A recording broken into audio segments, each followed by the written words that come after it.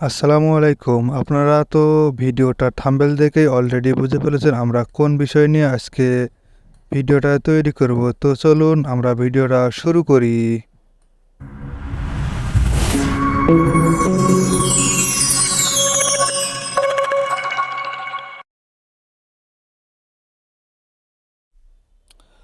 আমরা প্রথমে কিছু বাদাম নিব, মানে শুকনা বাদাম ছালসহ।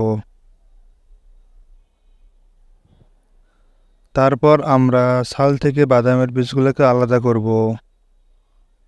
দেখেন আমি বের করেছি। তারপর আমরা এগুলোকে কড়াইয়ের মধ্যে হালকাভাবে তেল দিয়ে ভেজে নিব। অনেক সুন্দরভাবে ভাজতে হবে। এই ভাজাটার মধ্যে আমাদের বাদাম ভর্তার অনেকটা টেস্ট লুকিয়ে আছে। দেখেন আমি কত সুন্দরভাবে ভাজতেছি বাদামগুলারে। এভাবে ভাজতে ভাজতে এগুলা হালকা কালচে বর্ণের হবে, তখন মনে করতে হবে আমার বাদামগুলো ভাজা শেষ হয়েছে, অথবা একটা মুখে দিয়ে দেখতে হবে।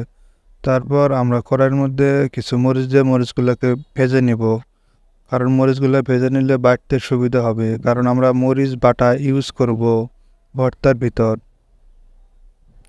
তারপর কড়াইয়ের মধ্যে হালকাভাবে একটু তেল দিয়ে এখানে পেঁয়াজ আর রসুন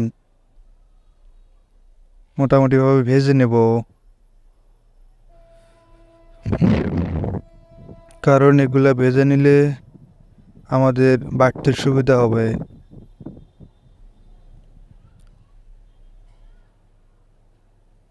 দেখেন এগুলা আমাদের ভাজা প্রায় শেষ। তারপর বাদামগুলোকে পিষতে হবে বা গুঁড়া করতে হবে, সেটা যে কেউ যে কোনোভাবে করতে পারেন।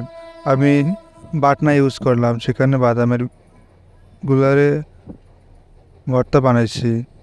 তারপর সেই মরিচ পেঁয়াজ আর রসুন ভর্তা করলাম। তারপর বাদামগুলারে আলাদা একটা পাত্রে রাখলাম।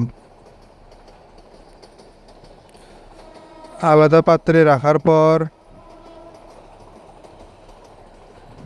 সেই বাদাম ভর্তার ভিতর মরিচ পেঁয়াজ এবং রসুনের সেই ভর্তাগুলো দিয়ে দিব,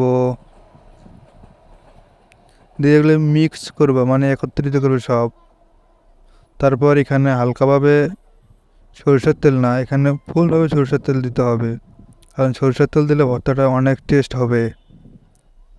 তারপরে সরষের তেল হালকা পরিমাণ লবণ দিয়ে সেই পেঁয়াজ মরিচ রসুন এবং বাদামগুলোরে একত্রিত করে আমাদের ভর্তার রেসিপিটা কমপ্লিট হয়ে গেল।